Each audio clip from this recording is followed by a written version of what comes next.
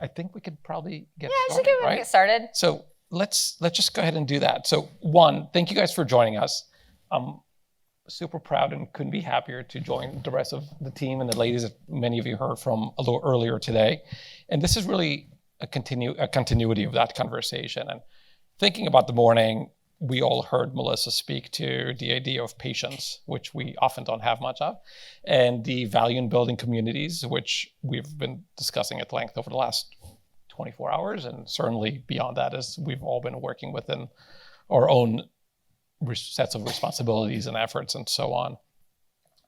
And interestingly, the effort that we're trying to take on, that you heard the team speaking about around narrative change and how do we instigate that shift in social behavior, is an exercise in patience. It's relying on a certain level of patience. And the patience is about building a constituency, which is another word of saying we need to build a community around this too. And while we can't click a button and have that immediacy of something changing in people, we can hopefully click a button and start seeding doubt and thought in how people behave around the very subject matter. Exactly. And so that's really what today's conversation is about. So with that in mind, what we'll do is it's going to be a dialogue. It's a conversation. We were joking earlier that we were hoping for something that's a lot more intimate, but we'll take this because it is meant to be a dialogue. And we'll have 3 sections. The one is we'll take you through the work in a bit more detail again, and we'll open it up for you for additional comments and discussion points that Christine will lead us through. And the next 2 parts will be of similar manner in that there'll be breakout sessions with specific content areas that we would love your input on and weigh in further and so on. So with that being said, Christine, why don't I Yeah, cool. Thank you. take it away kind of a thing. Yeah, so hopefully everybody was in the I know we were first thing in the morning. I don't know how much people had last night, but so hopefully everybody was able to see, when we walked through the work. We're going to do a quick refresher. But yeah, like Or said, so our first priority is we're going to do basically like a focus group. And again, I know we belabored it earlier, but just to remind everybody, we are not the target audience. You are all experts. We want your expert opinions. You have already, we've been discussing the feedback about 911 operators and how that was a blind spot for us because that was so, and like that kind of insight is so valuable for us. And that's the kind of thing that we don't know, and we don't know that we don't know. And so when you bring those things to us, that's so actionable and so important. So, pulling from your own diverse expertise, we really just want to pick your brains about the work. And we've already gotten some great feedback and we're excited to get more. So the first little bit is going to be kind of like a focus group. Have you guys done like focus groups before? Because it's kind of fun doing, yeah, okay, cool. So yeah, and then, yeah, we're going to do some kind of like workshop-y breakout sessions, which I don't know if the space is super conducive to that, but we'll figure it out. Hopefully, maybe we can kind of like split up and have conversations and then share back with the broader group. But yeah, so just in case people have forgotten since the morning session, or if anybody wasn't able to make it, we're going to kind of like walk through the work a little bit to start off with. Yeah. Oh, yes, that's the clicker. So yeah, this morning you all got to see, I guess, a mood film, because unfortunately we had to take bits of footage that already existed in the world. So that is obviously already quite a difficult thing to find every situation that you would like to find. So we also had, situations that, again, we had to twist to certain illnesses because of the footage we found. So we have a list of different scenes that had been previously written but became difficult to show based on, what existed in the world that we could kind of make a collage of just for an expression of it, which Sia will take you through. But this is like where we really need to know blind spots. So like as you're going through, if there's any like flags, anything that you can help us identify with these scenes, or if they don't feel like one-to-one, or if there's a suggested different illness per se, like please help us. But yeah, so again, like, we, because of this, we want the scenes to be grounded in reality, that, people from public to law enforcement, and again, with the intent though of provoking like an elicit visceral response. We don't want it forced or overperformed, but like the subtle nuances. And then again, we want to make sure that it's human, which then, ties back in with the authentic emotional elements of it. But I'll let Sia take you through the script. Thank you. Cool. This is usually how we present a first draft of a script. We'll have a couple of examples of the visual vibe, and then we'll go through the written script, and then later Gemma will take you through the actual boards. But so for now, lots of words on a page, but for your mind to imagine, this is going to be a purposely provocative film where we're going to watch the criminalization of physical illnesses in the same way mental illness is criminalized. And so the way we're doing that visually is by putting a twist on classic criminal imagery. What we're doing is taking things you've seen a billion times related to other things and swapping the illness. And that is what creates the absurdity. And because of that, that's why we want those one-to-one examples, as we mentioned earlier, and as we're asking for your insight. So as of now, we would open on a public park full of people, and all of a sudden a man would grasp at his chest, visibly having a heart attack. And as he collapses to the ground, the people around him would look startled, and they would begin to nervously shuffle away from him while just staring at him. And a few people might even pull out their phones to film him having an emergency. And they're not going toward him, they're running away. Then we would cut to a person peeking out of their window and calling the cops because they see someone acting like they might have arthritis and saying that they're worried for their safety. Again, them making an assumption about what someone's illness is without really knowing. And then from there, we would see a person who is living with Parkinson's being perp walked to a cop car. And then we would cut to someone nervously covering the eyes of their child and crossing the street when they see someone with blindness walking their way with a white cane, covering their kid's eyes, not wanting them to see. And then we would cut to someone with hyperthyroid disease, visibly post-op waiting in an interrogation room, still wearing their hospital gown and thyroid bandage with an IV hooked to their arm still. Then we would cut to police cars in the street with their lights flashing. One of the cops gets out and screams, "Put your hands where I can see them." And then the camera will turn to reveal that the person that he's talking to is simply someone who visibly has cancer. And she lifts her arms in fear as the lights flash on her, not knowing what will happen next. And then we cut to this different series of people getting their mugshots taken with their illnesses listed as their reason for arrest. So we go through everyone we've seen and kind of close that loop of, they're suffering with a medical illness, leukemia, hyperthyroid, Parkinson's, arthritis, blindness, heart attack. And that's when the VO and Super come up and ask, what if every illness was criminalized like mental illness? That's where we make the provocation, and then we would cut to black in a dramatic crescendo and then say, let's stop treating mental illness as a crime. Learn more at illnessisn'tcriminal.com. And that is where we would lead to the microsite we shared earlier.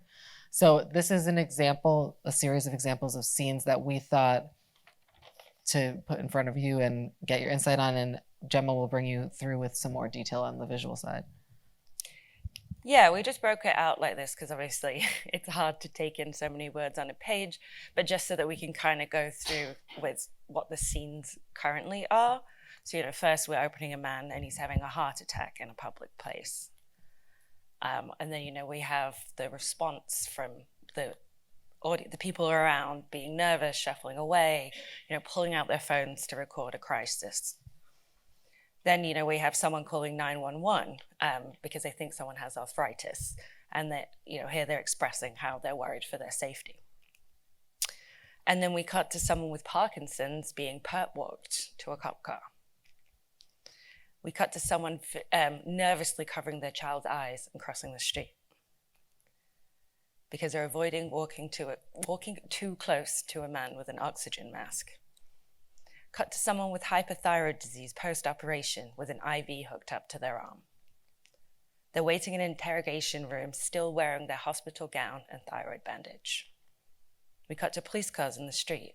One of the cops gets out and screams, "Pull your hands where I can see them." And then we reveal that he's speaking to a person who visibly has cancer on the street. She lifts her arms in fear. And then we fast cut through people getting their mugshots taken with their illness listed as a reason for arrest. And we, the pace speeds up. We go through a wide range of different illnesses that aren't criminalized. And then we end, let's stop treating mental illness as a crime. Learn more at illnessisncriminal.com, which again is, where we'd link out to the site.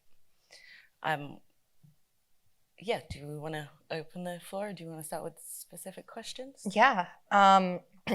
So again, this is kind of awkward that we're like in the same space. It's really large. We want this to be really conversational. And so I think we probably don't really need to go to the mics. I think it's probably small enough that we can all just hear each other, right? Is that so? Okay. So the first question we want to talk about, we want to start, so we're going to kind of walk through a few different questions to kind of guide conversation. So the first one is what in this stands out as being thought-provoking? And again, remembering one of our primary goals is getting people to examine their own biases and try to reflect on if they're inadvertently even, contributing to this broader issue of the criminalization of mental illness. So yeah, let's open the floor and so what is working, and is there anything that's working really well that, again, your personal experience or just kind of like in your opinion about is this something that you think will be effective in getting people to reflect in that way? And is it, like thought-provoking in terms of examining biases and also just thought-provoking in terms of raising, needed awareness around a relatively lesser known kind of issue?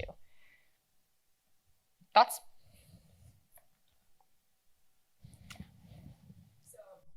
I have two thoughts that I wanted to share. So the first is I wondered if you would consider any conditions like dementia, which might have similar behaviors, because I think people do have a fear of some of the behaviors that people that are symptomatic for a severe mental illness might be experiencing. And our society as a whole seems to accept dementia in a much more understandable and favorable way, that it's just a reality of aging and a condition that a lot of people experience and not something to be afraid of, but the symptoms might look similar. And then the second thought around it would be that I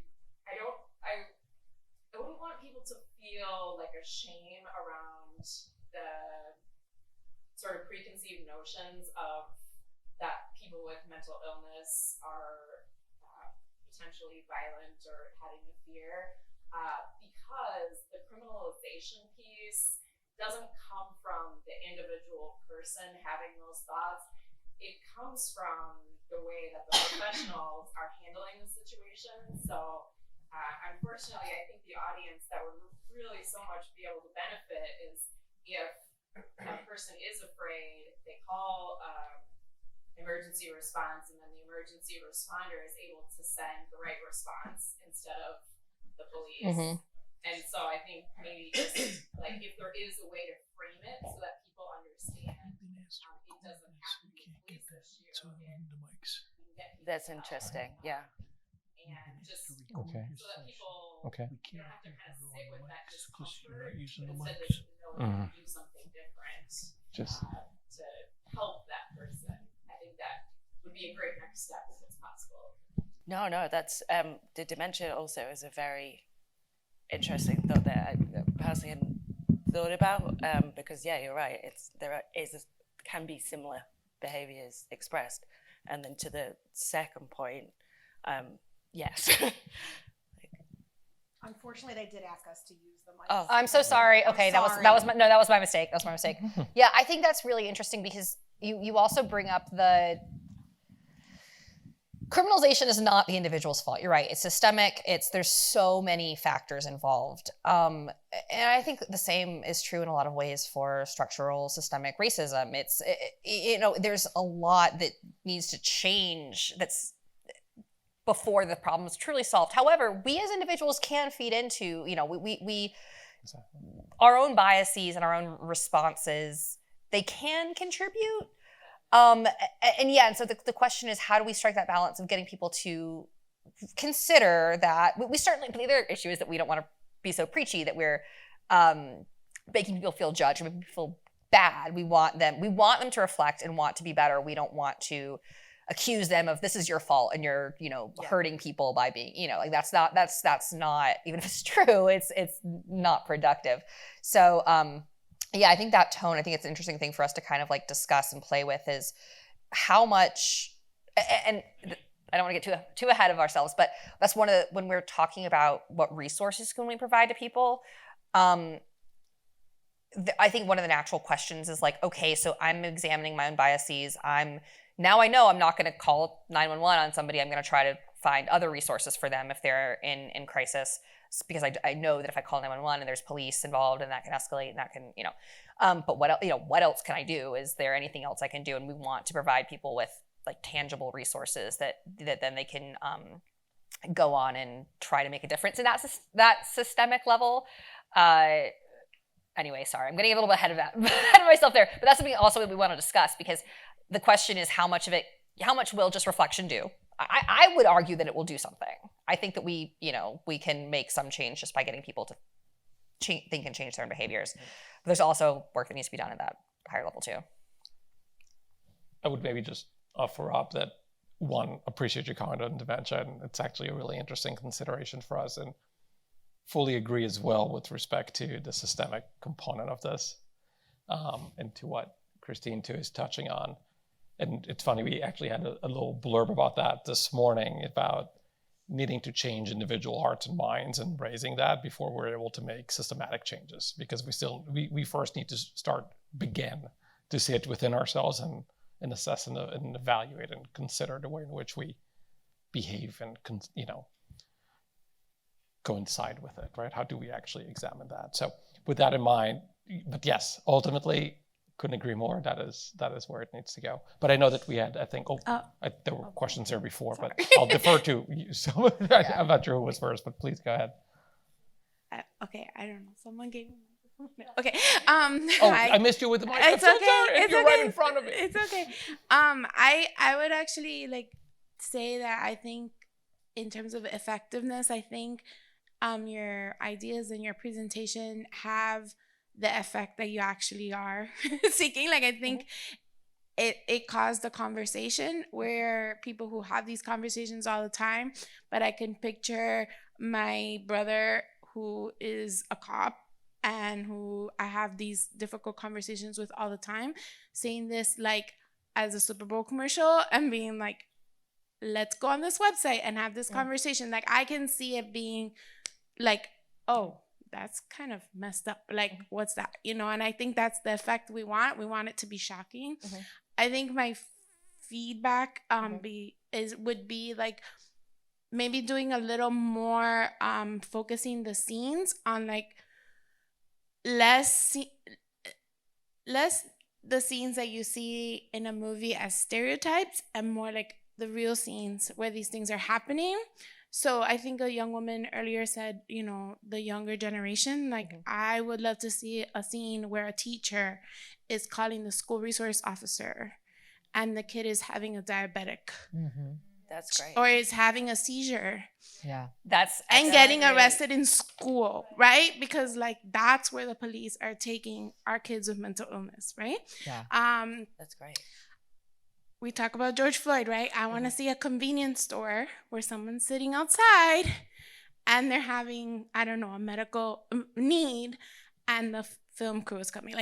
So I think dig deeper to very specific things that we see in not just media, but real life, so that it's almost it's the news, but we're flipping it from mental illness to this very you're watching the news and it's wait a minute, she just said he had a seizure, he's not having, you know what I mean?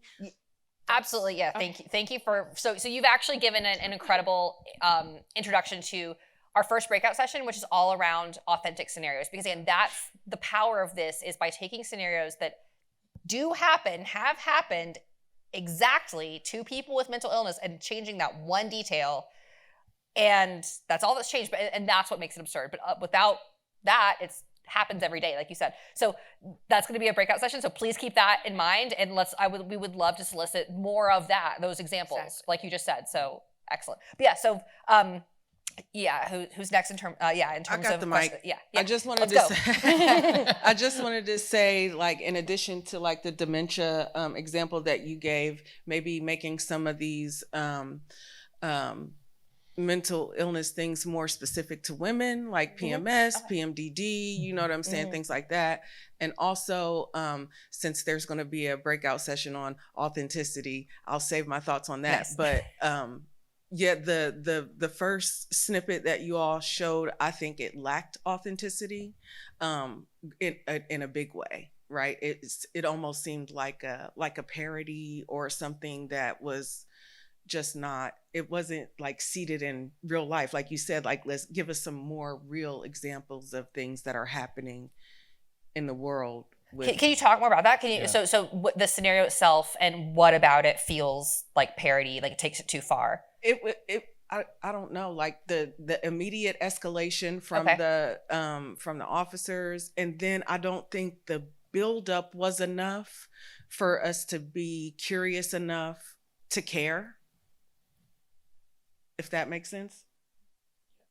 So escalate. So it sounds like it goes from the kind of initial, there's something going, and then it jumps too far ahead too quickly. Too far too quick. Yeah. Okay. So, maybe build it up more, make it more suspenseful. Like, what is, like, to leave the viewer thinking, what is actually going on? Like, what is actually going on? Like, oh, he's having a heart attack. Not, don't give away the twist so quickly. Yeah, don't give it up so quick. You gotta, you gotta arrive late and leave early. I like that. Yeah, I was gonna say. Oh do my you God, need more everybody probing wants to questions, or do you need more probing questions around that, or I think this is valuable feedback in terms of like the actual the way that we. I think we might have questions. Well, we do have questions based on that, but we want to hear what comes out of the breakout session, because they go very hand in hand. And yes, right, because we frankly agreed that there were many things that we wanted to achieve, but it's the best you can do with what exists out there. So we hear you, and like this is about what we want to create and to workshop things exactly like that, like the pacing. Like, this is very valuable, and we are totally aware that was like a recycling of other things, and we kind of had to do a bit of overselling through audio, and stuff. We hear you. Just have to suspend a little judgment. And but I think that was like, the setup with the authenticity is just so important. So I would kind of like to probe some of your questions once we also hear back, just in the interest of time, what the authentic scenarios are, because then we'll be armed with slightly more knowledge to ask even more probing questions rather than taking it with our limited. Yeah. So in the interest of time, so the comments that are, we have hands raised and mics out there.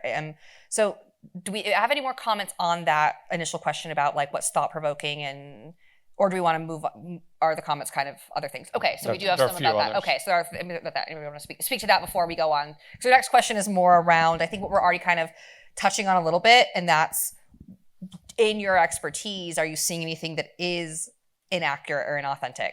And we absolutely want to get to that too. We started touching on that. We're touching on it already, but before we get there, let's kind of, so any other thoughts on kind of that first question about provoking example? Yeah, so I had two thoughts. I'm not sure they're exactly to the point you just asked for, but they're in the general ballpark. One is that in terms of like showing something more systemic instead of individual, if you did something like showing a jail cell filled with people who have those placards, and then it gets at the criminalization at a more of a mass level. So, diabetes, Parkinson's disease, whatever, and they're all in a prison, in a jail cell. The other was that this goes back to the audio from this morning. I felt really like that one sounded like parody. Like the initial hit to me was like, this is like a spoof. This is a farce. It never struck me that it was like a real thing that, you've got to kind of make people think that you're talking about something real at first and then pivot on them, and I didn't think it did that. So, Okay. Thank you. Thanks. So not to be like, oh, this is bad, but to kind of look at it at a strengths-based perspective. One of the things that we were talking about, or that I thought about, was like, instead of showing people who are criminalized for their illness, what about if we flip it on its head and you show someone who is like myself, where, nothing look like, young professional, but I actually have, severe depression, anxiety, the list goes on, right? And you can list kind of like a person's credentials, or like, I'm a mother, I'm a sister, right? Like, I'm a community member, I'm also a person with bipolar, right? And I think that I got a little bit of an ick from this, to be quite honest, because of the criminalization aspect and all of the like imagery of, or even mugshot generator, like that did not sit well with me. Okay. So can you talk more about why? Because again, it's meant to be provocative, and so Yeah. but of course, any provocation should be tempered. So yeah, would love to kind It's of like complicated because Yeah. I worked in criminal justice for a really long time. So for me, even the term mugshot is like something that should not be used, right? Like, or just even like the idea of like making light of a mugshot is not something that I would like be like, yeah, like you should do that, right? Like that just kind of, because it's even in service of even but like it's okay. not, this is an entertainment. Yeah. This is like someone's real life situation. So for me, it was kind of like, how can we, when we talk about criminalization and mass incarceration and jailing and that type of thing, having this other like visual kind of perpetuate some of those stereotypes, even indirectly. Okay. It's definitely a consideration. Yeah. Thank you. I really applaud you trying to take on this enormously complex. Thank you. It's been easy. Sort of your scope of work. And I'm really struggling with something that maybe is a precursor to what you were asked to do, this idea of mental illness, right? So many people who are ill-served in the public mental health system and other mental health systems would say that in my provider language, the reductive biomedical approach to people struggling with mental health concerns is a huge part of what is broken in the system. And people don't have access to anything except a prescription. Right. The other kinds of support are not available to people. So I am afraid that this equation of mental illness with physical illness will reinforce that misguided understanding of the complexity of mental health concerns and the complexity of the solutions. So it worries me because people are very quick to go illness, medication, not illness, social connection, illness, access to employment, access to resources, access to housing. So I know you were asked to prove why mental illness shouldn't be criminalized. So the question. I mean, I wish we could solve all. Yeah. But the concept of illness in that equation, I think, might reinforce some misunderstandings. Yeah, that's very interesting. I think that's something that came up a lot at the last summit, was the idea that mental illness is illness.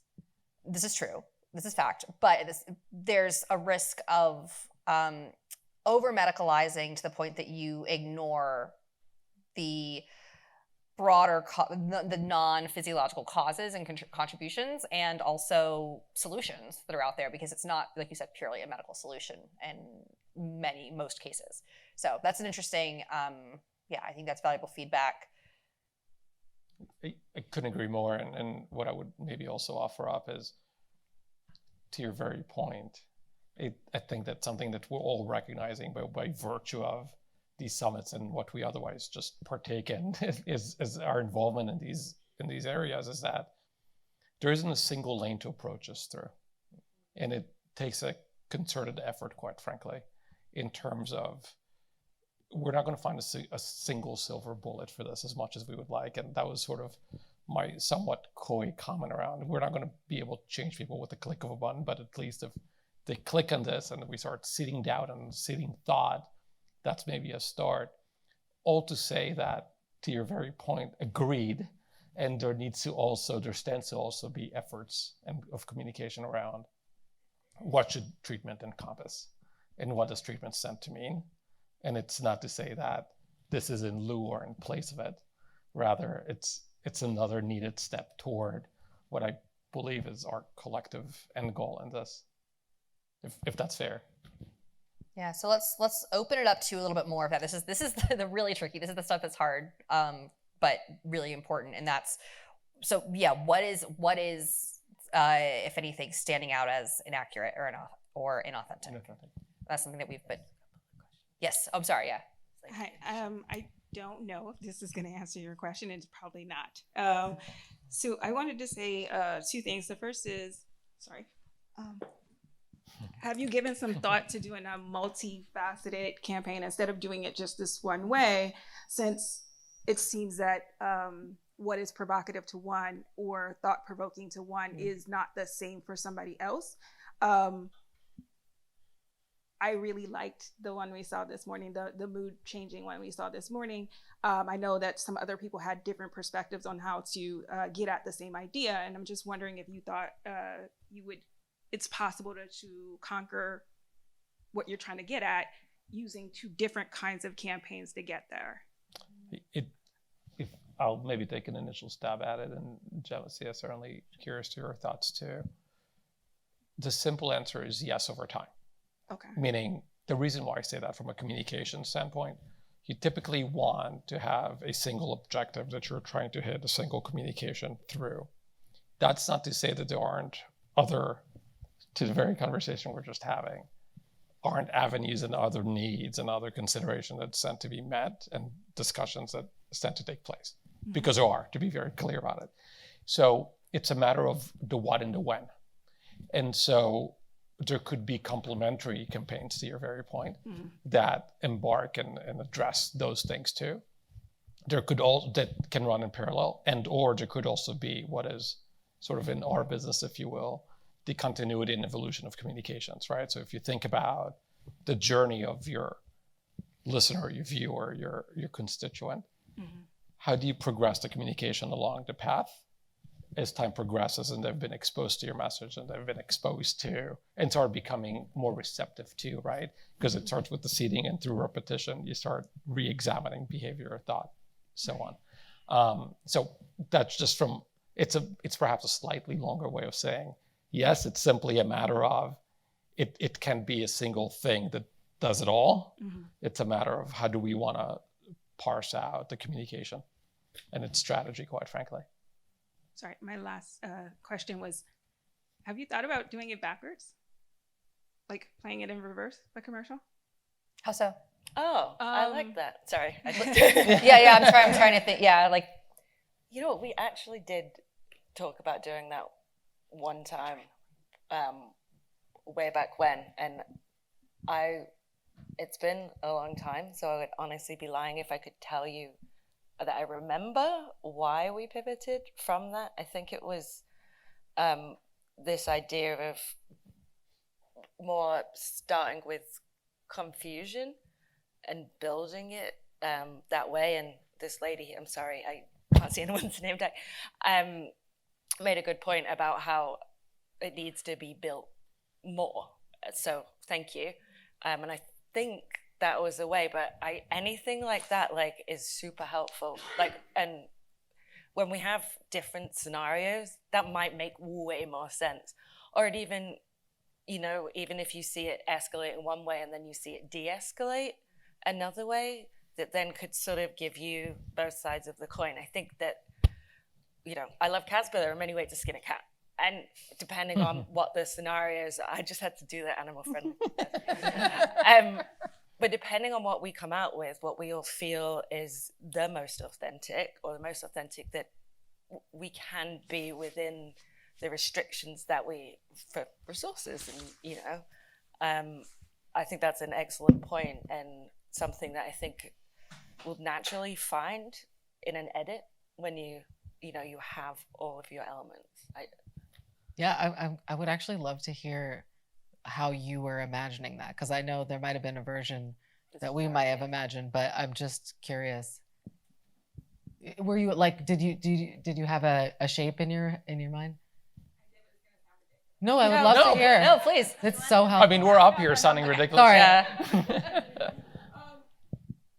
some reason, like, I was just picturing, I don't know if you saw the movie Tenet, like, it all happened. No. I'm sorry. Okay. I don't know how they made that We're movie. writing this down. I don't know. I've how got an they hour did and a half train back to New York. I'll watch it. Okay, we'll watch it on the train back. The most thought-provoking thing happens first, and then they show you like how it got there, right? So it provokes and it builds just in reverse, right? And so when you're already caught with the first thing that shows, and it's the immediacy of what it is you need, because like, I mean, I assume like most people, I give it 5 seconds and probably less than that if I'm looking for something to watch, right? And so like it only happens. Very good point. Really? Oh, okay. I'm like, I'm loud. So for me, it's just if you're trying to grab somebody instantaneously, as opposed to like, they're going to sit through the Super Bowl. Like most people sit through those commercials because they cost $1 billion, right? So, but if you're trying to like get the everyday person who's just flicking a channel or watching news or doing something else, then the immediacy happens right in the beginning. And then moving backwards, they're just sitting there trying to figure out how we got there, right? So, yeah. So maybe like starting with the mugshot. Is that what you're thinking? Yeah. Okay. Post arrest, right? Or the arrest, then reversing to what Exactly. transpired prior to. Exactly. And there was a part in there where you were fingerprinting somebody. Any one of those could start it off and then just sort of, work backwards. Yeah. Interesting. That's the reason why we had the socials actually be those images, because it's the whole thing at once. So for a similar reason, that's a great observation. And I noticed that you've been holding the mic. Yeah. I just wanted, in terms of, I went on a real journey watching the presentation this morning. I don't know if you guys have seen the viral meme of the woman trying kombucha, where like she takes a sip and she's like, and she's like, and then she's like, Oh, but actually, maybe. yeah. So she goes on a whole journey, and I went on a very similar journey. I'm a mental health provider. I'm a person with lived experience, and the first thing when I registered for the conference, I said, gosh darn it, I wish this didn't say illness on it. I'm a person who subscribes to the ideology that it's mental health challenges, it's not an illness. But I'm over it. I'm over it, and I'll tell you, not in the grand scheme of things, but when it comes to this campaign, and I'll tell you why. You cannot let the perfect be the enemy of the good, okay? And also with the mugshots, I of course that it's fraught, and it's not a great thing to make into entertainment or glorify. But I would argue this isn't entertainment per se. It is meant to provoke. It is meant to get people's attention, and we are not the audience. So for folks like us who immediately go like, oh my God, this is making light of carceral systems in our country. I don't want to say that's not going to occur to the demographic that whose attention we're trying to capture, but it's really, I find myself willing to compromise on a lot of stuff, because you are not going to be able to communicate the complexity of this situation in a campaign like this. And I think that's okay. I think getting the attention is the first step. And then on the microsite, then you can get into more nuance. But you guys have, I think you really, it's a bang up job on a very, nuanced sort of thing to try to get people's attention. And like I said, I really came around on the illness part. I really, you know, I'm, like I said, I'm not going to let the perfect be the enemy of the good, because I think the exchange is worth it. I think, you know, like mental illness, mental health, that's very nuanced. Like, we don't need to get into that, right? I'm okay to stand down in light, you know, to get people's attention, and I think this campaign does that. Yeah, thank you so much. Yeah, thank you also for reminding us that the perfect is the enemy. We want to make this as perfect as possible. We want to get this right, but yeah, sorry, we know. And we're gonna go into our breakout session soon, but we've got a few more minutes, so I know that some folks have been waiting for a long time. Oh yeah, over here first. Yeah. First, on the mugshots, I hated it. Which is to say, I think it's effective because it like got under my skin for the reasons that were shared. So I know it's controversial in some respects, but I think in that respect, it kind of works. The thing that I struggled with is, and I think this gets to the comment on the cadence and the scene sort of escalating too quickly, and also the comment on the sort of like some of them seemed farcical. I work in the 911 and crisis response space. So the thing that kept popping up for me is in the scenes, what's happening is people are naming the thing, like the person's having a heart attack, or, you know, the cop saying, we're arresting you because you're having an asthma attack.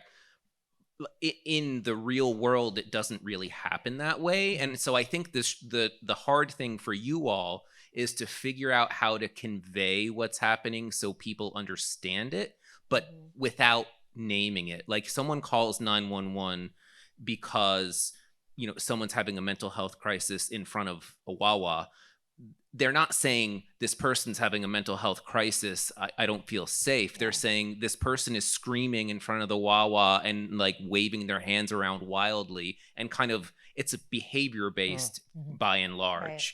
And so I think, you know, that's the sort of thing that you want to convey in these scenes, is people describing the act of having a heart attack without saying the person's having a heart attack. Just like when the police show up, we're not arresting you because you're having a heart attack, just like they're arresting maybe based on behavior or other assumptions. And so I think that kind of interaction as well, it's like describing the behavior that's happening rather than the thing itself. Yeah, that's great feedback, because that's how it's more parallel to reality. Yeah, really appreciate that. Thank you.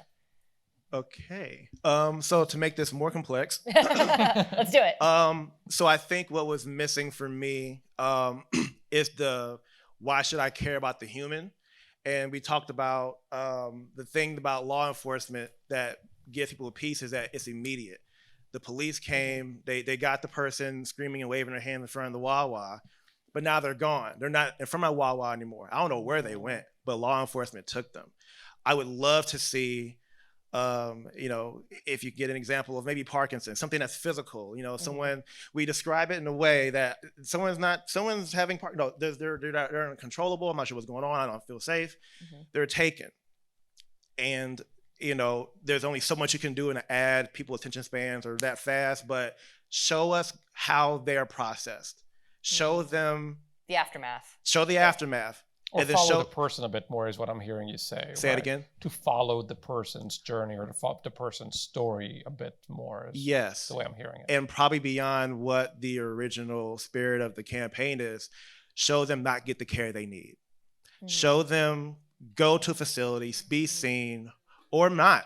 You know, there's no more providers. This is closed. There's no more beds for you. And now this person with Parkinson's or whatever you want to depict as a physical illness, they're back. And there is, I think, hopefully a different level of care, right? This person being taken away, I am satisfied because now my community is safe. But knowing that these people are real people and that these people have loved ones that maybe have a hard time getting a hold of them, or they have issues maintaining their stability or getting access, and seeing where the system fails them, I think is what's really important. Because when the police are called and they're taken away, the system works. To me, to my household, to my community, right? And there's in this mental illness being a crime thing is that there's a problem to be solved, and moving them away somewhere else is the solution. Mental facility or jail, which is, you know, but I think it's really important that folks see that the system that they believe is working for people that they don't think, the system is working for people that they don't know. I think it's important to show that not only should mental instability or mental challenges not be considered a crime, that the way we try to solve it doesn't fix the damn issue in the first place. Mm-hmm. And I think that is what's really hard to convey in a tight campaign like this. But I think that's the message that we have to get out. The system that we have right now does not work. The biomedical model on top of this does not work. And that we just continue to perpetuate. God bless CIT. But there are so many pitfalls in that, and there's peace in knowing that there's mobile crisis units, but when you can't take them anywhere, and law enforcement says, I can't take them anywhere, I gotta take them to jail, that's a failure of the system. So, yeah, I have really hard work to do. God bless you all for doing it, and this is really hard to convey just to anybody, whether it's me talking to someone, a provider talking to somebody, or your organization, but I think what we really have to hone in on is how something's not working and why, and how we're just perpetuating all of the ills in our community, because we're not putting resources and dollars and people in the places where they need to be. Yeah, I appreciate that, and you're raising an important, again, like systematic point that we absolutely acknowledge collectively. I know by way of the many conversations we've all been having in the past few days and years for that matter. And how do we start chipping away at it? And Sia, you spoke to it a little bit earlier this morning in terms of how do you create cracks in the foundation of how we think and behave, and how can we then leverage that to frankly push for greater, more systematic level changes. I know that there was a gentleman with his hand up. There's a couple. Sorry, I'm not following where the mic is at this point. I was handed a mic. Are we still going with the same topic? I think we can have these last okay. two thoughts, and then we need to move to the breakout. I just wanted to situate that gentleman's comment within the broader like mass incarceration, criminal justice reform space, because I do think that this is provocative and share everyone's compliments to y'all on this really hard work. I think what is a little bit concerning to me is we have seen a lot when we've won reforms in the criminal legal system space that a distinction between violent and nonviolent crimes really funnels mass incarceration after those reforms. So cash bail is the perfect context of that in Texas, where after there was misdemeanor bail reform, they really started exploding county jail populations through locking up people accused of felonies.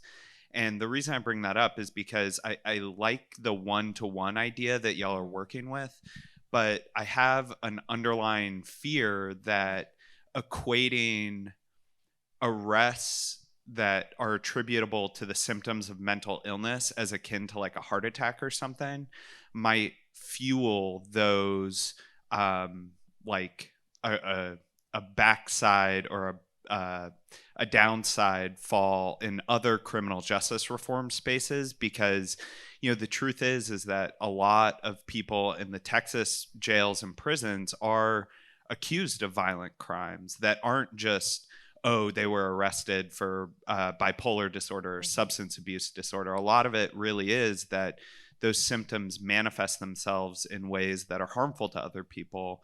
And I don't know. I'm worried that it might fuel a crackdown, like it might help with some of the lower level stuff, but elicit even less sympathy when people are accused of felonies or higher level crimes. Okay, thank you. Thank you. Hello? Oh, you can hear me. Okay. So I realized the difficulty in an ad like this or a campaign like this. The question I have in most campaigns that is trying to convey a message, which is all campaigns, right? Whether it be for a bag of potato chips or for a campaign like this nature, which is decriminalizing mental health. Quick question I have is, who's the target? who's the audience, right? I do realize that everybody's affected by mental health, no matter, color, creed, doesn't matter, age, doesn't matter, but who's the specific target? I heard somebody mention about youth a little earlier. It depends on who the target is the way you craft the message, or else you kind of have all of these kind of popcorned ideas where you kind of have to try to touch everybody, which is probably the most difficult part. I say all of that to say, in asking that question of who's the target, is everything that you're outlining and trying to describe in many different ways in terms of decriminalizing mental health, communities that are predominantly Black and brown deal with this every day, but it's not about being mentally ill. It's about being Black and brown. So when you have the conversation around mental illness, it's hard for somebody to, I guess, for lack of a better term, care if you don't even care about who I am based off of my mental illness or not.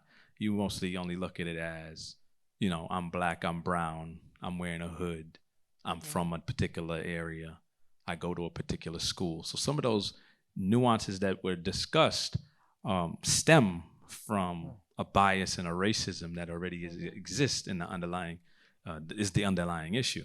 And so that is where I think the real challenge then becomes in certain aspects of a campaign of that nature. And I think real thought needs to be put into it from that perspective, because as a Black man myself, looking at that outside of what I believe the doctor mentioned a little earlier, was seeing it being reflective, is not only being reflective, but also what is my impact? What do I get regularly? How do I see myself on not only the side of maybe the victim of that, but also on the other side, right? On the side of being the person who is maybe accosting somebody because they are suffering from diabetes in the parody, right?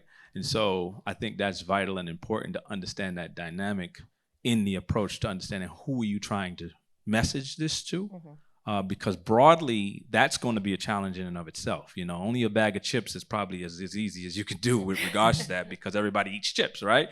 But when you talk about an issue like this, it can be challenging. So I just wanted to put that out there, but and give a little bit of reflection on perspective. Yeah, thank you so much. I think that's been another big theme of this entire summit is intersectionality, obviously. I mean, we all know these are very interrelated issues. It's not, and they don't live in silos, and people don't only care about one. And doing work in one doesn't mean you're taking away from another. It's quite the opposite, actually. It's doing, helping one issue will necessarily help the others too, because they are so interrelated. And the same people will, can be activists and can care about multiple causes. Okay, so thank you so much. So we're gonna go into our breakout session now. So what I'm thinking is if we can just divide the room into quadrants. So right down the middle, and then kind of two groups in the back and two groups in the front. And so the task, as we kind of hinted at already, is around brainstorming some of those authentic scenarios. And so, our campaign is all around this double standard. We've already had some great feedback on ways to make that more authentic, make that more one-to-one, with the, just physical illness or other illnesses being substituted into real scenarios with mental illness.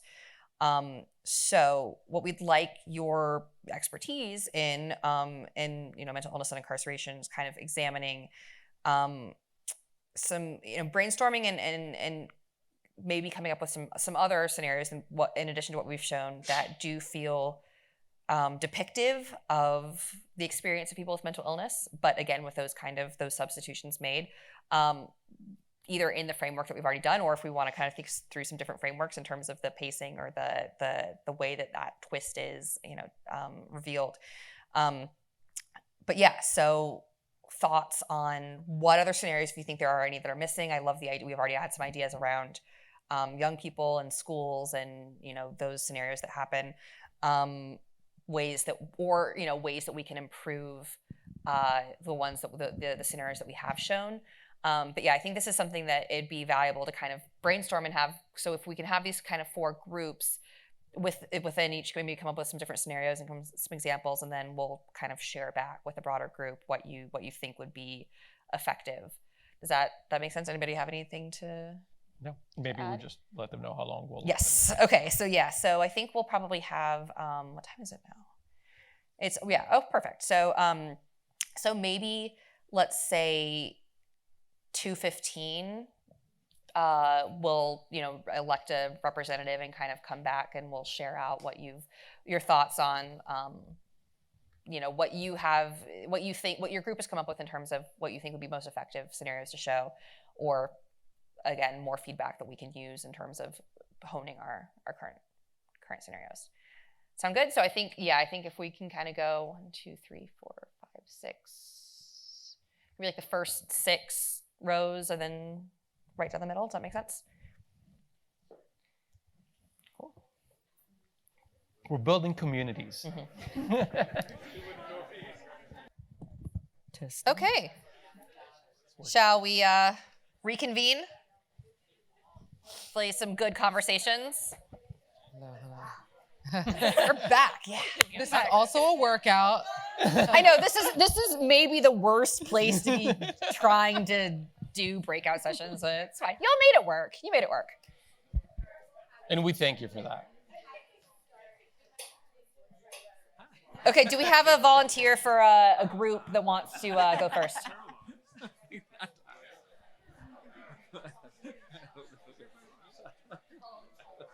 Voluntold, exactly. Voluntold, yeah. Are we ready to get started? Yeah, please. Okay. Guys, we're gonna.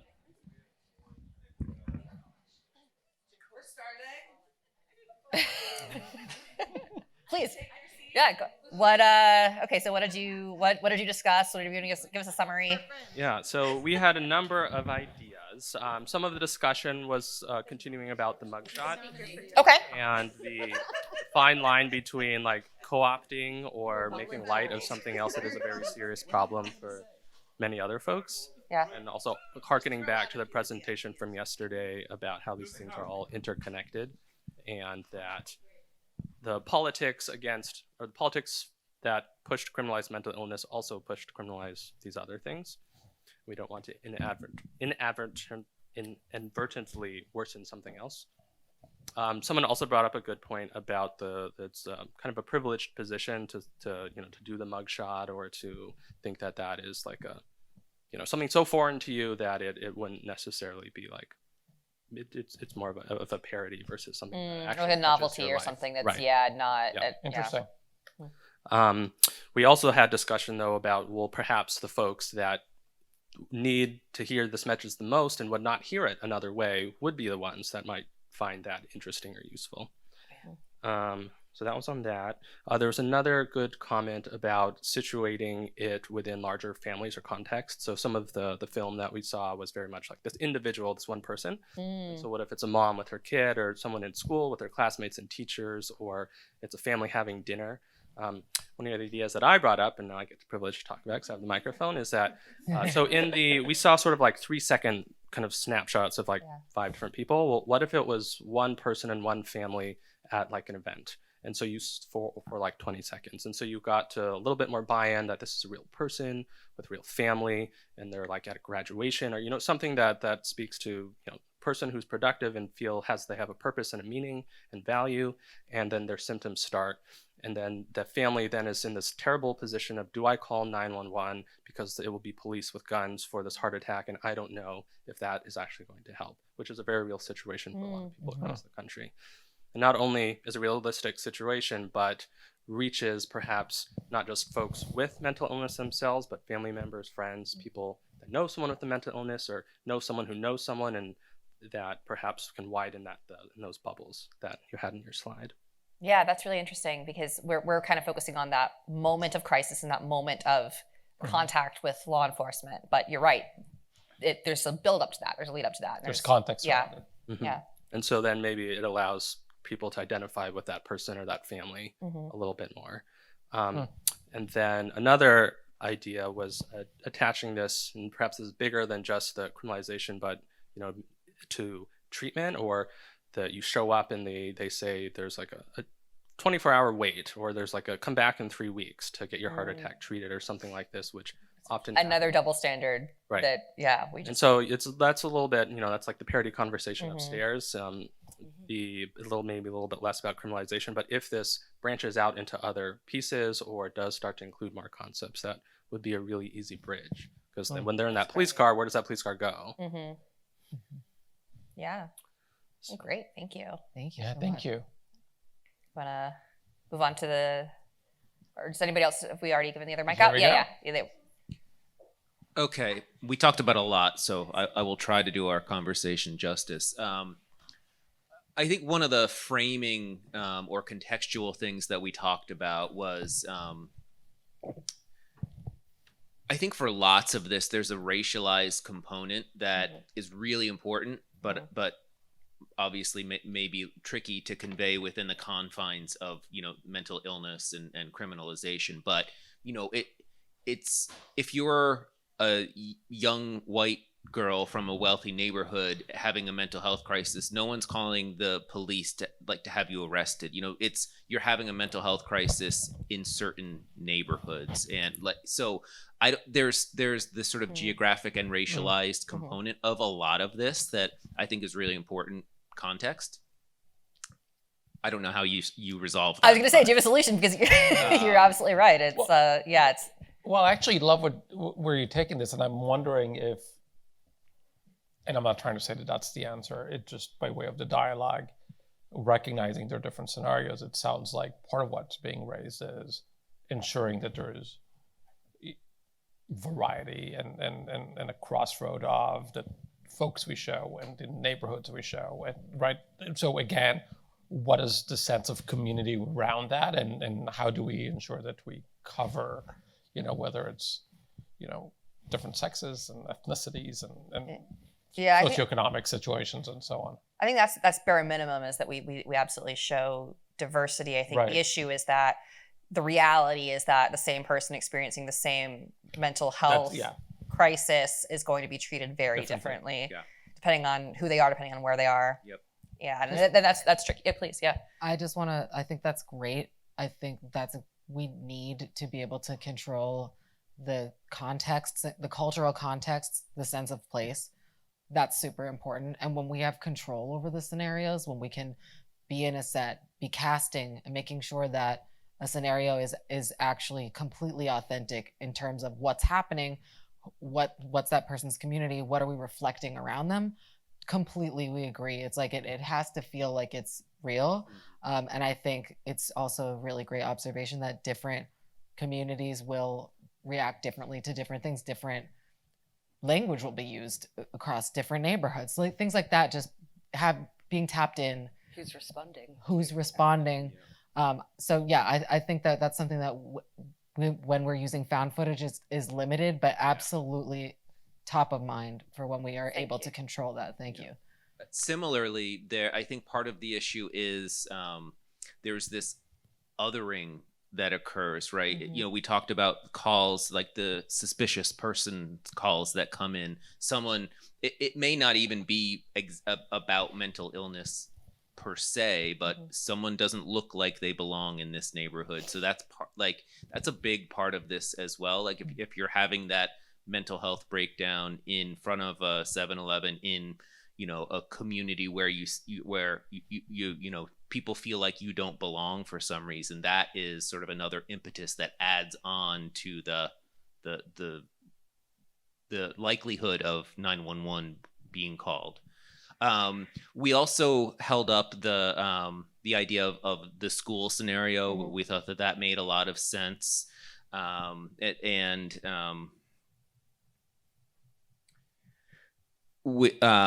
so how do I convey this? Part of the a lot of the scenarios that happen are this sort of the inconvenience, right? The homeless person on the subway and police show up. It's about it's inconvenient for me, and so I want it to be dealt with. And so a scenario, what if you have a a similar scenario where a person is maybe suffering an asthma attack and sitting on a subway bench, and the police show up, and it's like, move along. I told you to move along. That's great. That's like something that I think would ring a little bit more true. Yeah. The other thing that jumped out to me is the scenarios where it's a family call, right? And you're like, my son is having a mental health crisis. Please don't send the police, right? And that happens all the time. And so you can imagine a scenario, my son is having an asthma attack. Please don't send the police. Oh, yeah. That's really good. That's very helpful. Thank you. Someone had mentioned, showing the interaction from the police body cam perspective might add a new dimension to some of those interactions. Maybe the subway interaction is from the body cam footage for the police. Love that. What am I forgetting? Yeah, that's I great. think that's it. Yeah, well done. Thank you. Yeah. Thank you. Yeah, because again, so much of the double standard is around the lack of empathy, the relative lack of empathy, right? That people empathize so much more with physical illnesses, and people are treated as, oh, it's not your fault. You're a victim here. I feel bad that you're dealing with this. Whereas when somebody has a mental illness, you blame them, or all sorts of baggage there. But yeah, so I really like the subway example, because I really like the That's true. Honestly, yeah, people in New York would be like, yeah, can you have your asthma attack somewhere else? You're holding up the train. Maybe. Okay, we'll have to come up with something that's some illness that is just so much more, there's more empathy for. I don't know, leukemia. This is something we've been. And everybody goes.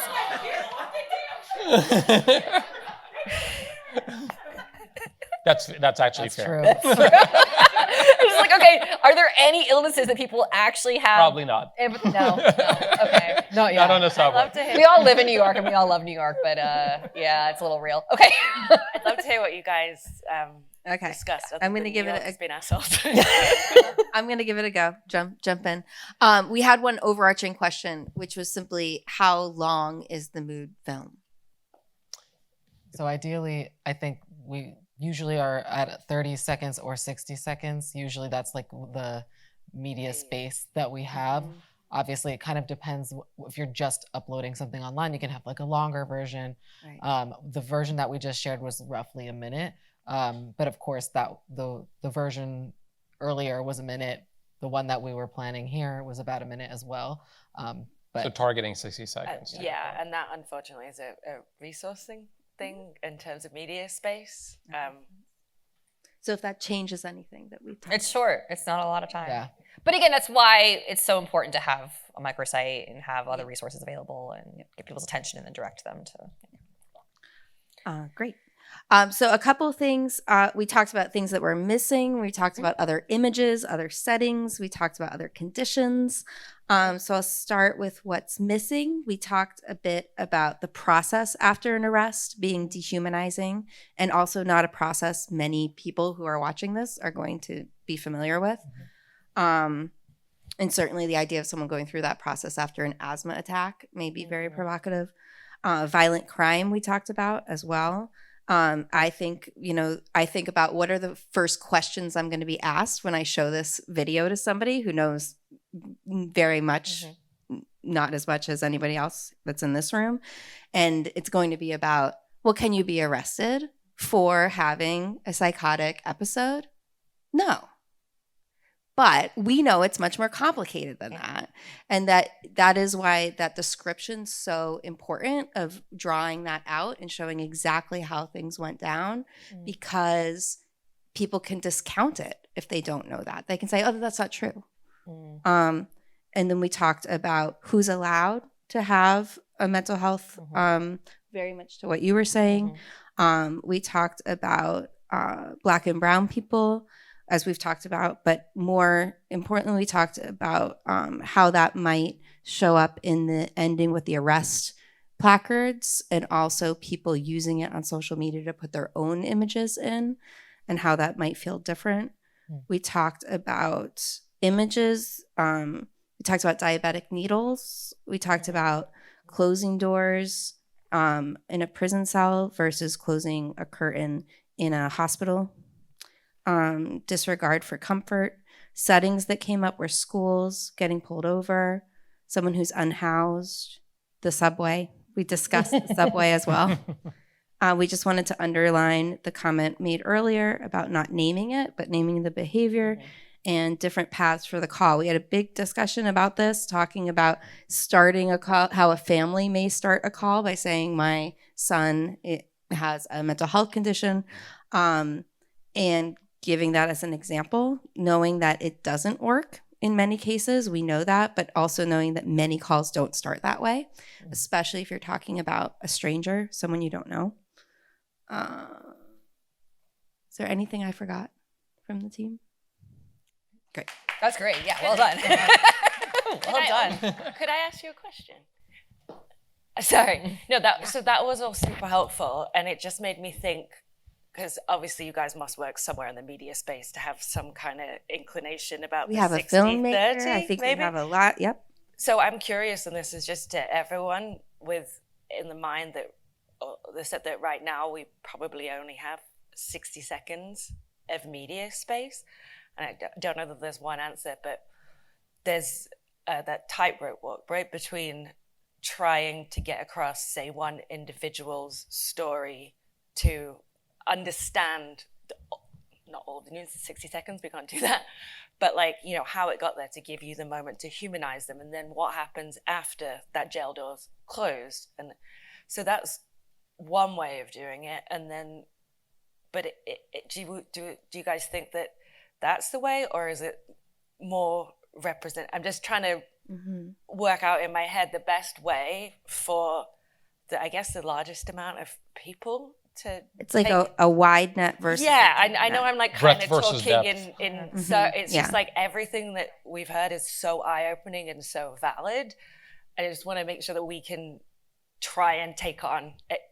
You know, like you can't use 60 seconds to tell one story and to do all of them. So would it be more important to say focus on the one story of a black man in a poor area and the nuances involved in that, or do we feel like then, you know, there's issues there given the perception of black men already, and do you want that scene if someone?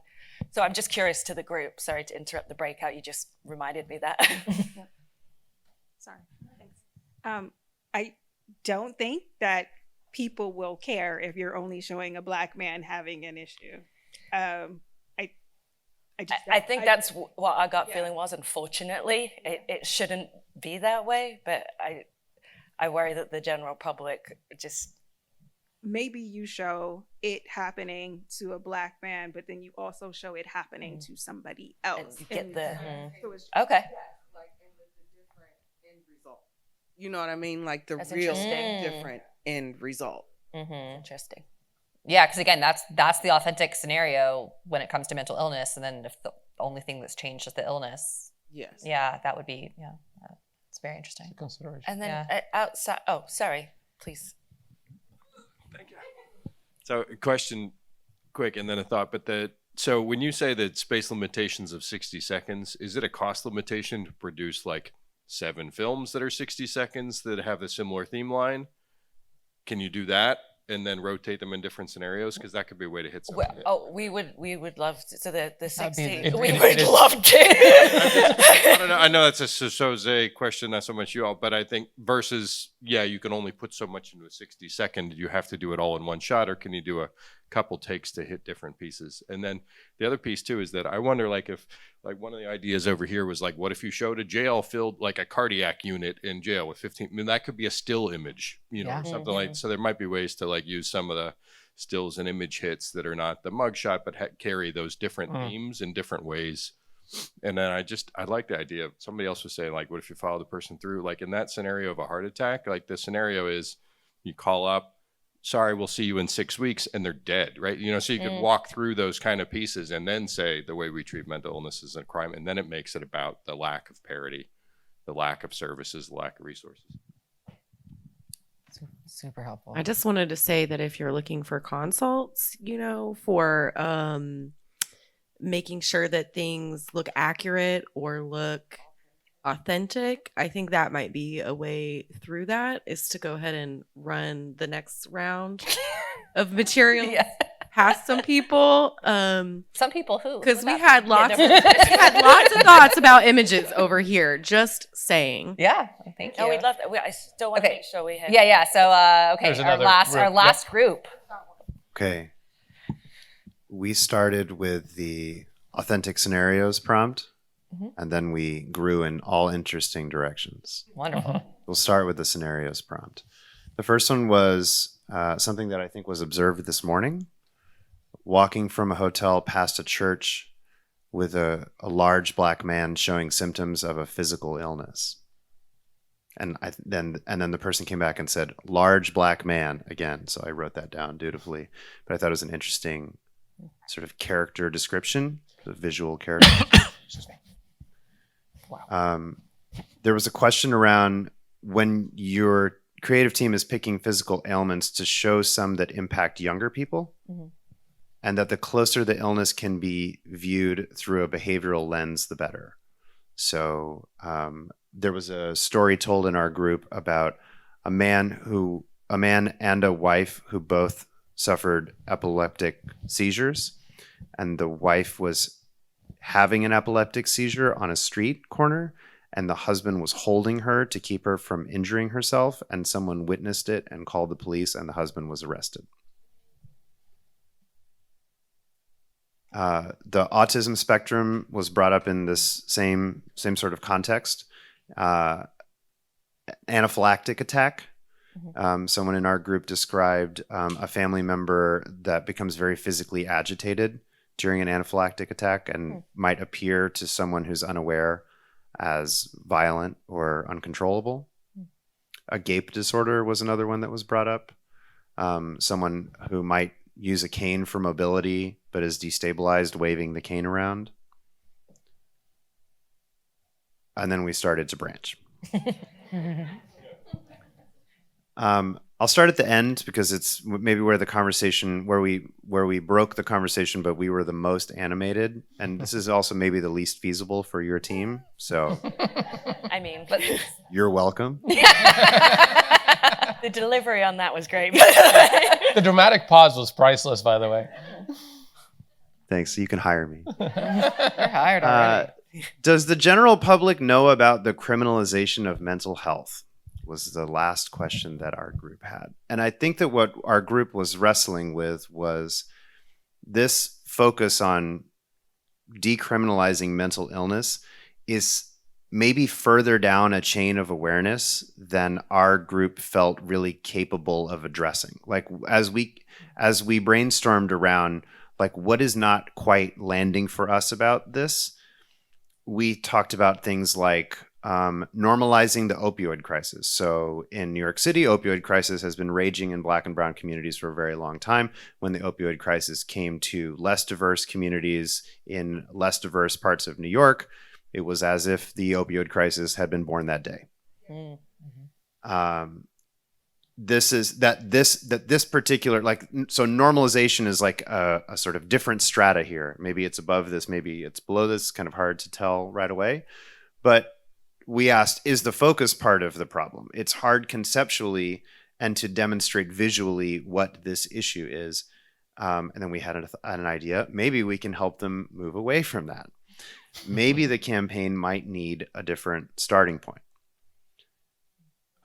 Organ donation ads were something that our group talked about, and how the arc of an organ donation ad, the one that was described in our group, was about a regular person wanting to have the chance to raise their family and to live. That was the sort of the punctuation mark on the creative was, I want to live. And there was another idea about showing what happens afterwards. So showing someone who got the care that they needed. And my question to the group was around of a frame that's less based in fear. And and again, I think we all have questions around the more granular targeting criteria that you're using for the campaign, but understanding that there's a lot of evidence that young people are tuning out to fear-based messaging, especially in an election year where everything is trying to scare the crap out of them. That the sort of insinuation of this frame is that diagnosis is a sentence, like is a sentencing event, right? That those things are equivalent, and that's scary as hell. And so we wondered, like, is there room or is there a different point of departure that allows the campaign to explore healing and sort of victory over this moment, and that a diagnosis is not this sort of eternal sentencing or damnation, but like a point in a person's life that can lead in different directions. I think those are all great points and great questions. I just, from a creative point of view, I think that is a campaign within itself that should be made 100%, but it is doing a different thing than what this specific campaign is doing. And one thing that I wanted to touch on about, do people know about the criminalization of mental illness? The community that we're targeting doesn't. And so I think that that's where we're coming at it and why we're kind of hammering it over the head. And it's completely makes sense that it would be like, let's get to the next part or go to the before part. We're kind of in that little tricky space where it's like people have seen the impacts, but they don't really know what's happening. And this campaign, where it is in that spectrum, is really just trying to catch people to explain this thing is happening. And I understand that the message that's coming out might sound like this is a death sentence, or sorry, this is a sentence. But what we're trying to actually say, which I think from this we need to make clearer, is like, why is this a sentence? Why is this like this? This should not be like this. So I think that's a great note. Like, we need to make it clear that we're making that point for the reason of its absurdity, and it needs to really be felt as like there's a problem here, but it is for the awareness of like this is a problem. And so we're talking to that person who actually they don't know. So it's obviously going to be met differently, and that's why we're starting at that point rather than getting into just a pure stigmatization. Again, that would be a different kind of task, or going into a pure recovery story. Where we are in the middle is squarely in the decriminalization of mental illness. And so that's why we're there in the middle. But we definitely have had this conversation plenty of times that there's like so much, it's so fertile. Like there's just so much to say. There's so many ways to do it. 100% agree. That's a campaign about recovery. And there's a campaign about just recognizing the stigma too. Equity. Like we totally hear you, and I just wanting to say like where this one is specifically is for that audience, and so that's why we're kind of showing that. And to build upon what a young woman said over here about like, could this be a campaign as well? And I think yes, it can be, but at the very base level, if the audience that we're talking to doesn't even know that this is an issue, they're not going to get we can't say for everybody, but if you don't know it's a problem, going to a nuance over there is going to be much harder for people to comprehend. So it's almost like we have to meet people at the beginning of their journey and then hold their hands along the way. If that answers. And I saw a lady in the back raising her hand. Yeah. One of you mentioned like escalation, thank you, and de-escalation. And I think for me, it doesn't de-escalate anywhere. And so I was left sort of feeling like it ended without showing what it could look like or what it should look like or what a positive ending could be. Like, I think it's very effective in grabbing attention and being provocative, But then by ending there, I don't know. I just felt like there needed to be some level of de-escalation so that I could walk away thinking there are other if I don't even know this is a problem, and then I'm now becoming aware, I certainly don't know what alternatives would be.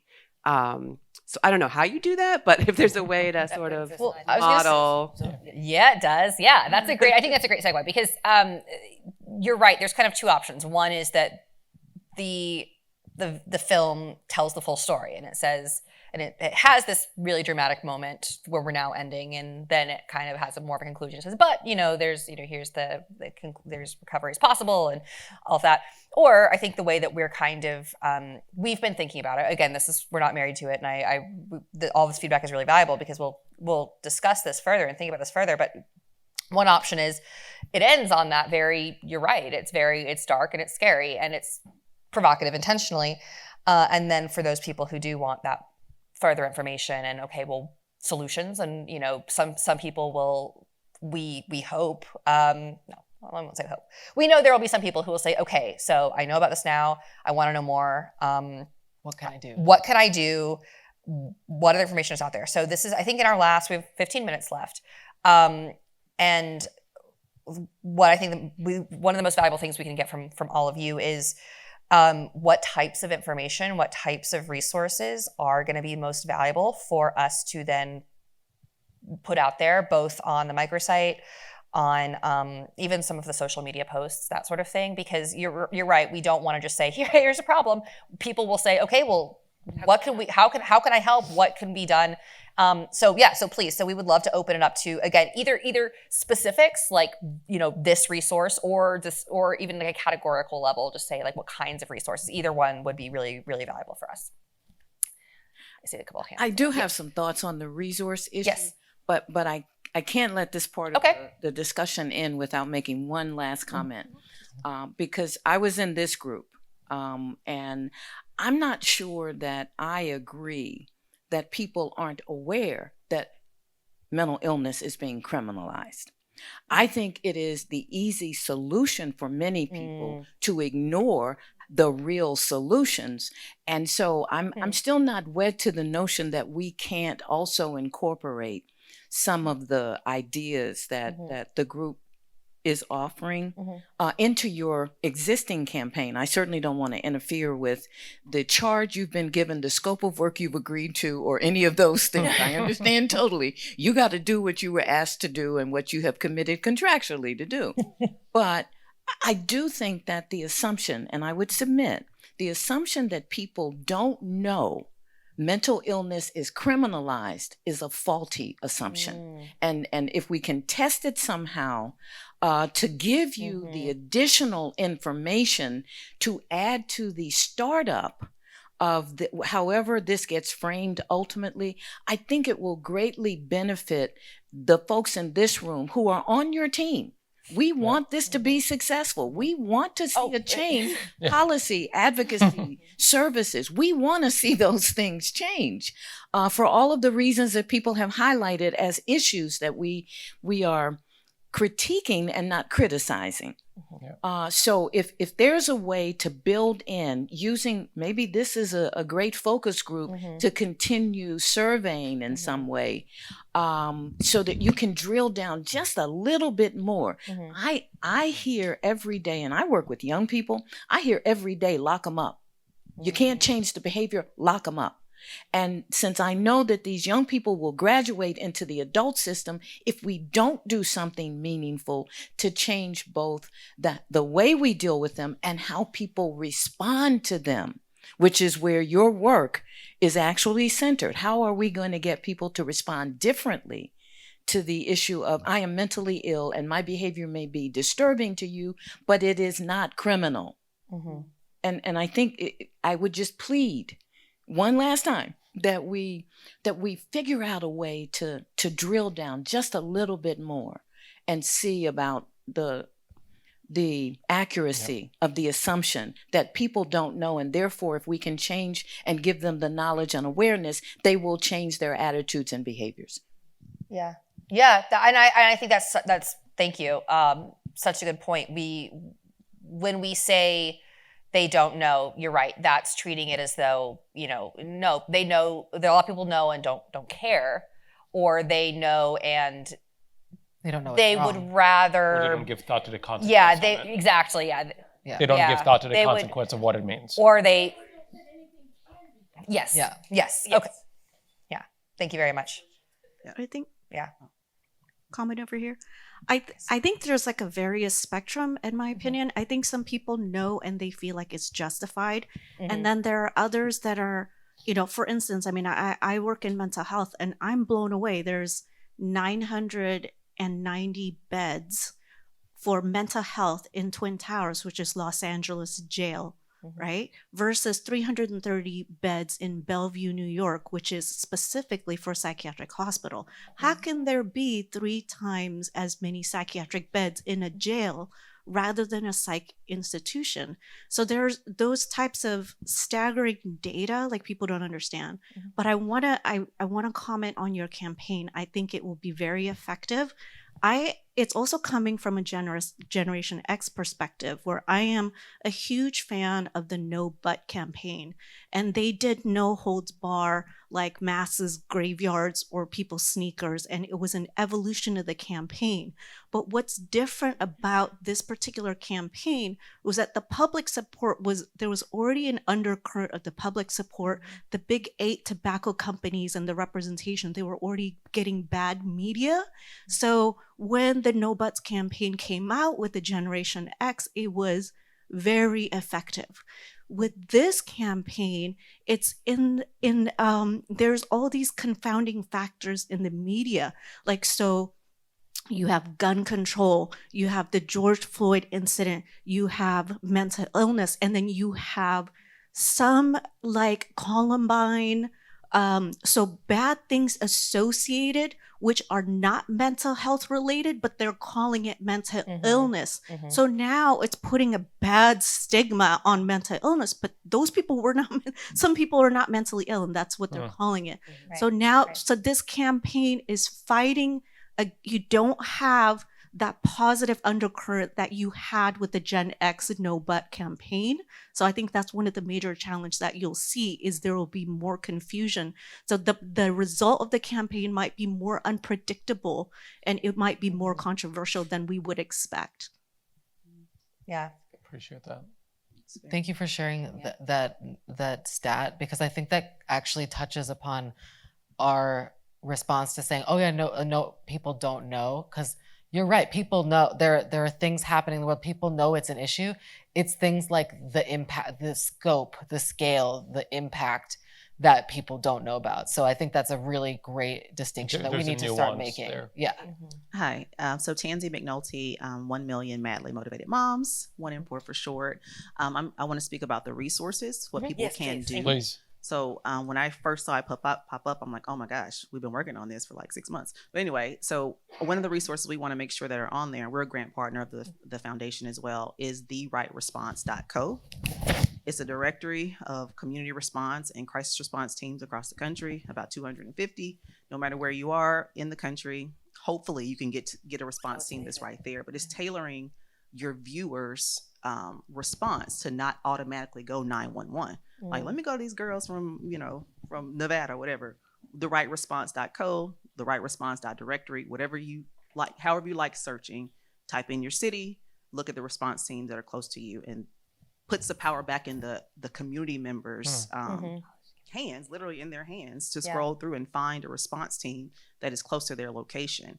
And for us as an organization, we're recommending that people who have like family members or their caretakers, someone who have mental illnesses, for them to get comfortable with and become familiar with people in their backyard before there's an emergency, so that you already know John down the street at ABC company is going to come show up and talk to Peter. And then a difference from our directory than other directories, we also put on our site to share your experience. So we want people we don't just want to give you a resource, say, hey, go call them and see what happens. We're very much accountability group, right? We want to know what's happening after the fact.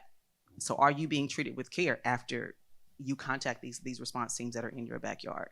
So as far as resources, that last tab that's on your website, we want to make sure at the top it has therightresponse.co, Absolutely. And please, please tell your network about the right response. Thank you. And I think that's also so important because you don't want to be in a situation where you need that resource and you're searching for it for the first time. I think you're right that awareness ahead of time so that when that moment comes, you already know. Very important. Thank you. I think I have the microphone. Yes. Hi.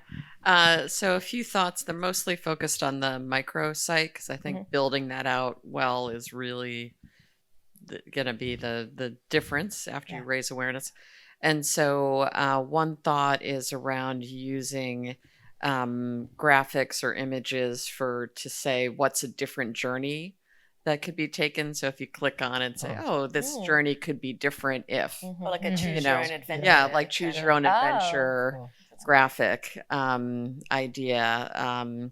And to think about as well what the individual journey, but also kind of the system level journey. And so what could be different, now versus a future state.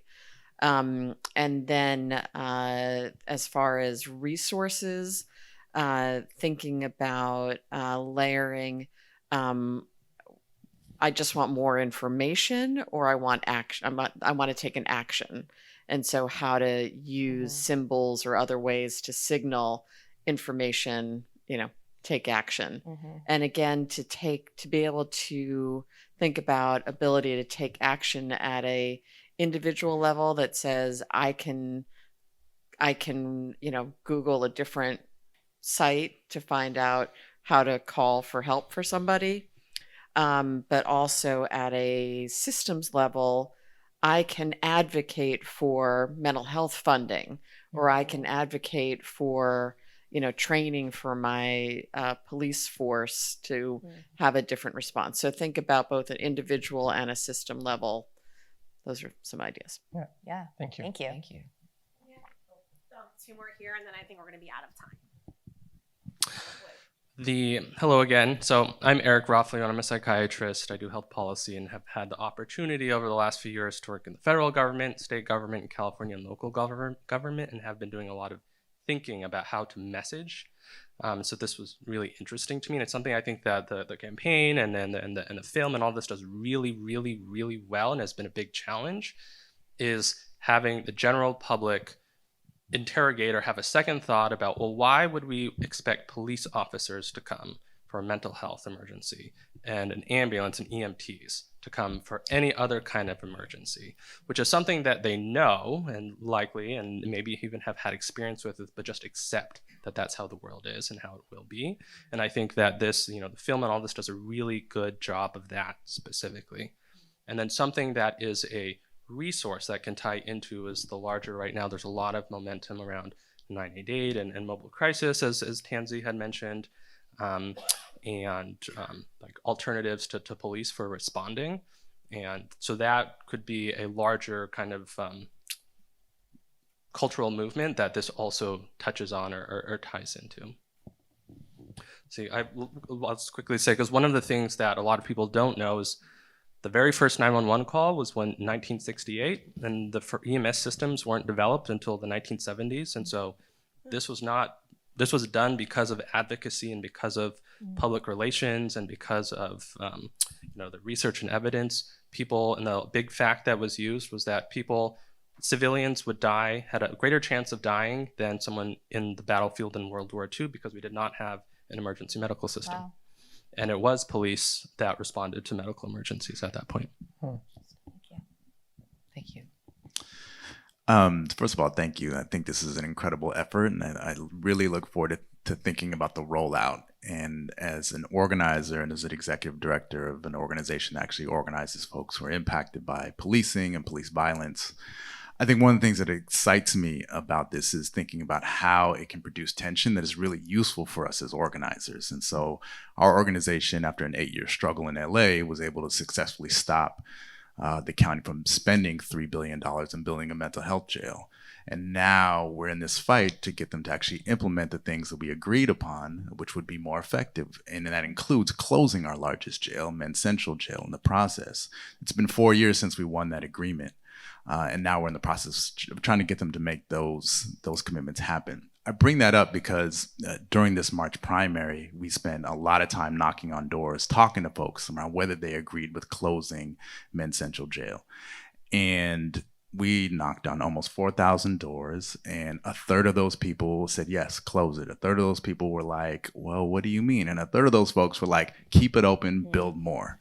But on the other end of having organizing conversations, on the other end of being in conversations with folks where they could be in an experience of the tension between their reaction and their values about what they deeply believe we deserve, 90% of those folks agreed with us. Close the jail and build alternatives. And I think it's important to be able to create an experience where we can move people through that arc of integration. And so watching the video is going to be one important piece. This website or whatever we have on the other side of it has to be another part of how people integrate that tension. And so I'm curious about like interviews people can watch. I'm curious about showing people like there are active campaigns to close jails and activate alternatives that are actually really close to being successful all around the country. And so people getting a real sense of the landscape that they exist in, I think will be really, really important. Thank you. Thank you. Great. Okay. Thank you all so much. This is invaluable to us. You have no idea. We've gotten some really wonderful insights. I know you've all put a lot of time and thought into your feedback, and we appreciate it so much. So thank you. Thank you for all the important work you do. I know I speak for all of us that we are so honored to be working with Sozosei and working with all of you on this issue. And hopefully we'll with your feedback, we're going to bring this to continue evolving. Yeah, continue evolving. And please don't stop giving feedback. Please, yes. If Melissa didn't mention, there's a QR code. So, but please do, because just continuing the dialogue is the only way that we can continue to move and to develop something that is going to be as effective as we all want it to be. And in truth, develop thereafter, right? I mean, it's the idea, and many of you touched on it today, in fact, too. It's not going to be a single communication. It can't be a single communication. How do we continue evolving the conversation as both from this side, but quite frankly, as a collective? And, to what our colleague said, thank you for that. We all have a role to play in that and appreciate it. Yeah. So if you have any other thoughts? Yeah, she's got I have to say thank you too. So thank you all so much. Every single thing has been so valuable, and we've been talking about how we might be experts on one side on the marketing side, but we really were just trying to do our best to come to this meeting to ask you these questions. So we really appreciate it. Like we came in knowing that there would be that we didn't know. And so while we might be experts at one thing, you guys are the experts, and we know that. So we just want you to feel that, and we really appreciate it all. And thank you for all that you do. Yeah. And if you have any further thoughts, any other ideas that occur to you, any other resources for us, please let us know. Thank you so much. Great. Thank you. Oh.